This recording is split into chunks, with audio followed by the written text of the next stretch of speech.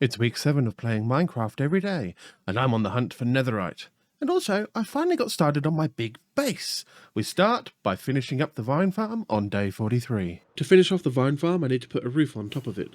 And since I'm building the whole thing out of different woods, I decided to use dark oak. There's a forest fairly close by to my base area, so I quickly got over there and chopped down a bunch of the trees. With the wood collected and the dark oak steps crafted, I started putting the roof together. Instead of the usual style of ends that I've been doing with the big blank triangle, this time I built the roof to include the ends and taper up into the main roof. A nice style that I'm sure has a strange name in the real world. Once the roof was finally done, I was able to get a decent AFK session in, and once I came back after roughly an hour, I had 6 stacks of vines. Once returning to base, I noticed that all of the copper blocks I had laid out were completely oxidized, so I picked them up and went to finish the roof of the iron farm tower.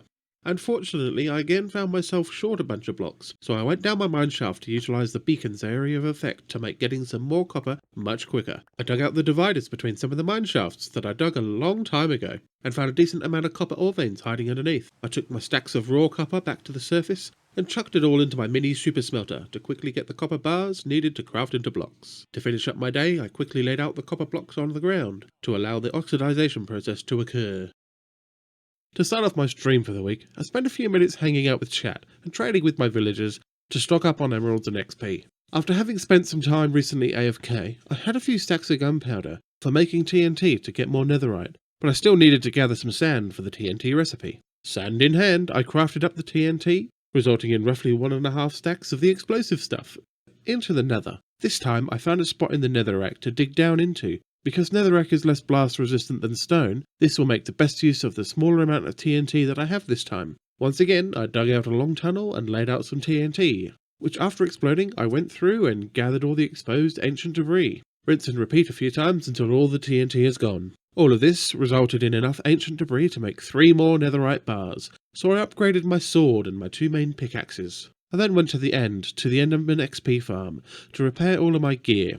And whilst there, I decided to give my sword a name. And at my wife's brilliant suggestion, my sword's new name is Benjamin. Back at home, I spent a little time in the water killing drowned to try and get a nautilus shell or a trident. Still no luck on that little hunt though. So then I went and gathered the now oxidized copper blocks and finished up the cap for the big iron golem tower. To finish my time for the day, I was talking to Twitch chat and bouncing around in my house, when all of a sudden a creeper came around the corner and blew up the entranceway. Oh my god! No! So I quickly fixed it all up, and then I added a pressure plate behind the door to ensure that the door will always close behind me from now on. After finding that the gunpowder gains from some of the AFK sessions lacking, I decided to take a look at the inside of the creeper farm to see if there's anything I can do to improve the rates. Upon entering the structure, I noticed the first big issue, the fact that all the cats from the inside are gone. Most likely pushed by panicking creepers, so my first task is to get some more cats. I flew over to the nearby villages and found some cats to tame before bringing them back to the village. I brought them all to an abandoned house to keep them safe and contained, and then I bred them a bunch to make sure that I have more than enough cats for the farm. I then brought the new cats into the farm, and this time I put the trapdoors up, so the cats can't be pushed around and off the platforms. Next, I used a simple technique to check if the farm is working. So I logged into my second account and put it into spectator mode, allowing me to see inside of the farm, and I could quickly see that lots of creepers were hanging out around the corners of the platforms. So I decided to change the platforms to remove the corners, hopefully meaning that the creepers will quickly exit the platforms, giving space for new spawns. And then after all that work, I found that the creepers were actually just not running away from the cat. So I did try to do some testing in creative mode, but unfortunately was not able to find a reason for or a solution to this behaviour. Thankfully, all of my AFK during this time did result in a good amount of gunpowder, so we'll do some more exploding in the nether soon. After a little bit more time AFKing at the creeper farm, I found myself in possession of more than a double chest worth of gunpowder, enough to craft explosives to make a sizable hole in the nether once I can bring it to a suitable location. However, there is one more key ingredient to the recipe for such a project, and that of course is sand. The best source I currently have is some ponds near my base, which is a little slow going, but given a decent shovel and some shulker boxes, I was soon able to gather enough sand to craft all of my newly acquired gunpowder into TNT blocks. By the time I was finished, I had all but broken my shovel, so I made a quick trip to the end for the XP farm and repaired my shovel. That's all for today. I literally just shoveled sand for all of the time that I had. Finally, after several days of preparation, it's time to bring some serious explosive damage to the nether to acquire an important amount of netherite, allowing me to upgrade as much gear as I need to in the near future. After crafting everything together, I found myself in possession of over 13 stacks of TNT, and you better believe I wasted no time in taking them to the spot I had picked out in the nether for a little explosive reorganizing of the area. I dug out some tunnels in the netherrack. Initially, I had hoped to dig a big grid and set off one massive explosion. However, the multitude of lava pockets had made that impossible. In fact, whilst I was laying the TNT in the big loop that I had managed to dig out, something set it off, and suddenly I found myself searching through the wreckage for lava to plug up and ancient debris to dig out. In a genius turn of events, when I was nearly done with everything, I was plugging up some lava, and then I fell in. I knew I didn't have the time to wade out, so I quickly flew out, unfortunately into a big lava fall, resulting in my death. I did lose a few items in this, mainly my elytra, bow, shovel and axe, plus a little food and the blocks I had picked up from the nether. Nothing completely irreplaceable, plus all of my netherite gear and the ancient debris is all lava proof, so I was able to recover the most important things that I had dropped. So with my tail tucked firmly between my legs, I made my way home and turned off the game for the day.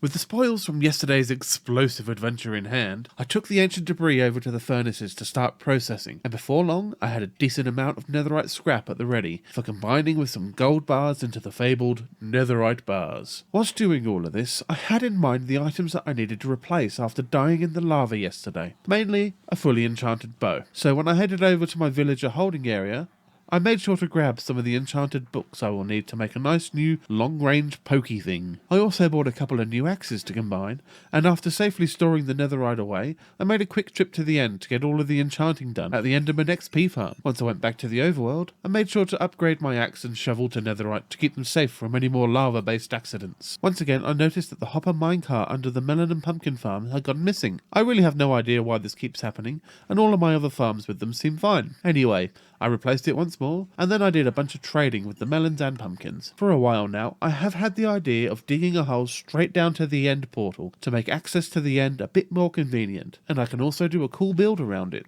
and decorate the area to look like a cool ancient altar type thing. So I got to work first digging down to the portal and then widening the hole to make access to the end portal much easier. I made sure to square it up around the portal so that when it comes time to make the cool decorative build, I can do it nice and evenly. Lastly, I decided to add a mini farm just outside my house.